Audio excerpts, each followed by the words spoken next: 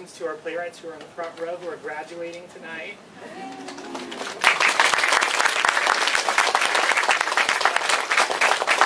Before I turn it over to Katie Haroff, who's our lead teacher and sort of artist putting this all together, I wanted to thank Sandy Spackman. Sandy, where are you? I just saw you 2 seconds ago. Sandy's been crucial to help us putting this all together. And the other thing I want to say is on every opening night here at the Old Globe, I make sure I go around to every artist and say thank you. It's really important to us to sort of acknowledge the playwright because it's challenging and it's exciting to sort of put your words out in front of an audience. And I just wanted to say thank you for trusting us with your amazing stories that you're about to hear. So thank you and congratulations. At home, at the park, at work. One of the things I pride myself in is my ability to help my family. I considered myself one smart cookie until someone pointed out that most of my beliefs were wrong. There was one lesson that I have refused to learn. I believe that I am not alone in taking more than a decade to learn this lesson, as you'll soon find out. Let's start. Let me help you, make you rich, and remove all the weight off your shoulders. Let's go through the various encounters with this lesson.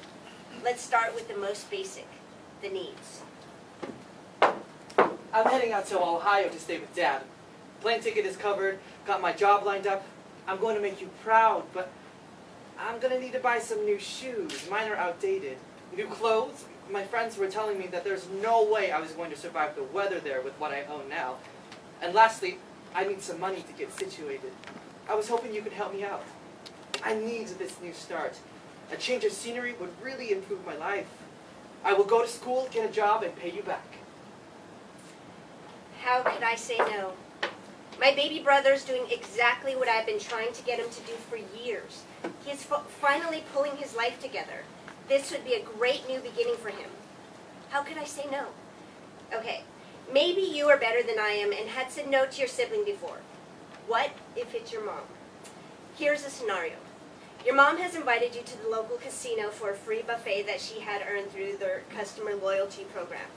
Mom rushes through dinner, leaving you to finish her main course and scrumptious dessert, in addition to your own meal. You, overly stuffed, walk out the buffet entrance, and there is Mom.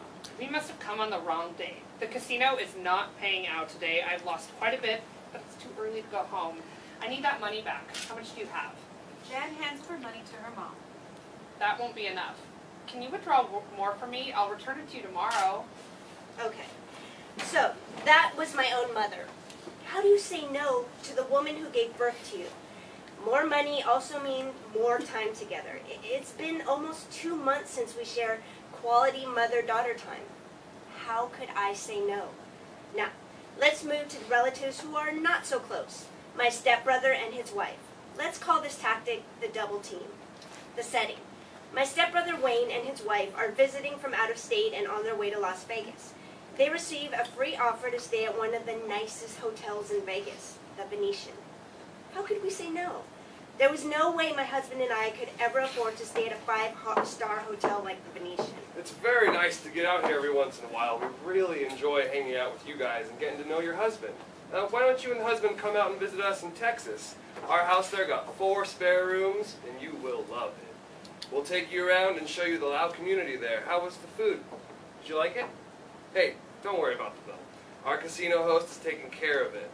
Anyway, sis, your sister and I had overdrawn on our bank account for the day. Could we borrow $300? How could I say no? They are both down on their luck tonight and needed a little bit more money to finish the night. I mean, we got to stay in this beautiful hotel for free and also get a free meal already. And for sure they will pay us back. I mean, how could they not? My sister-in-law is carrying a purse that probably costs more than what we earn in an entire month. They're only asking for $300. They own a house that has like 1 million spare rooms for their guests, and their guest and their guest pet, and 1 million rooms. 2 hours later. No worries, sis. Once we get home, we'll just pay you right back with the money that we store along with all of our gold in our safe. This is nothing. I got you covered. If something didn't go wrong with the bank, we would have been able to withdraw our money and pay you before we even leave San Diego. Thanks again, Anyway, can we borrow $500 more? Promise we won't ask for any more. How could I say no? This is the stepbrother my stepdad constantly brags about over in Texas. They got everything plus some more. Like I was saying, his wallet probably costs more than our entire luggage full of clothes. So, of course, but this is all we got in cash, okay? Wow, that was fast. Your sister and I are overdrawn again. Can we borrow another $500 and we'll pay you as soon as possible? Lend it to them so they can try and get their money back. Their family. How could I say no? Mom is asking for them. Of course she knows them better than we do. Okay, so that will be a total of $1,300 that we loaned out, total. They own a 1 million square foot home, got more cars their 5-car garage can fit. The Louis Vuitton purse and wallet has to cost more than the $1,300 they owe, right? Now, let's talk about the silence. A month went by. No phone calls from Ohio nor Texas. No visit from Mom. No contact, no story from Dad about how big his son's house is over in Texas. No one is talking about how great Ohio is and how well the job is going. No, no, no. I mean, nada. Did something happen over in Texas? Should I call them and ask for the money back? Are they going to think I'm just being a bit pushy? I mean, $1,300. They can just break a corner of the big chunk of gold in their safe and pay us. I'm worried about Nathan. I wondered how his new job is going. Maybe he's saving to pay me what he owes. 3 months later, Jan on the phone. Wayne, we will have to take you up on your offer. Are we going to have to go to Texas to collect our money? Or will you be sending it way before then? No worries, sis. We'll pay you back soon. But I gotta go now. Talk to you soon, okay? Nathan, how's the new job going? Any chances you can pay us back the money? I had a lot of unexpected expenses that came up. Let me get over this hump and I promise I'll pay you right back. Mom, how is everything? Any chances you can pay us back the money?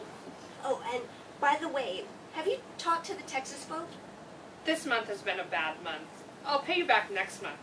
Your brother in Texas? No, I haven't heard a zip from them. Let's talk about the second silence. Imagine the first silence composed of promised words amid the wind blowing and waves hitting the shoreline 20 miles towards the west. And now, imagine the second silence. No words, no wind, no waves, no money. Silence. End of play.